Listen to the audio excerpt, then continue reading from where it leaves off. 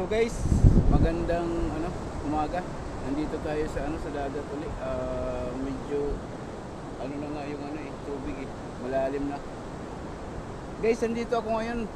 Ang gawin ko ngayon, manguha ako ng manghuli ako ng isda. Ito yung gamit ko.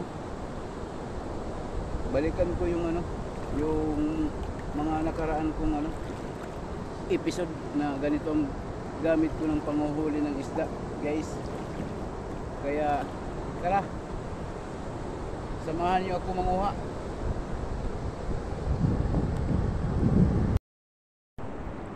So ayan guys, samahan niyo ako maghanap ng dito. Ang gagawin natin guys, maghahanap tayo ng butas dito na may laman na isda. So samahan niyo ako guys para pakita ko sa inyo kung paano ako manguha na ganito ang gamit, guys. Ito, ayan yung butas. Ayan oh,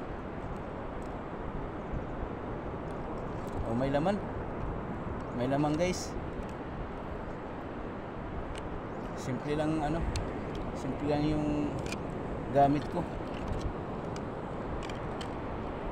Ayan guys, ayan na guys, ayan na guys.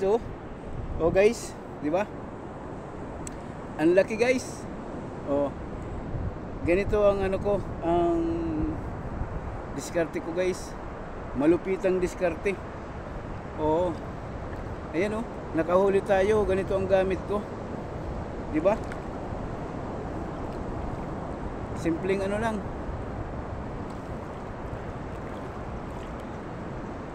Ito, oh, okay na rin, di ba? Yan.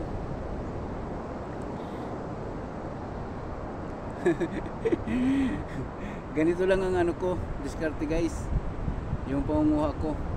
Ito yung gamit kong yung gamit kong panghuhuli ng isda. Sige guys, suportahan nyo ako. Island Vlog. Salamat.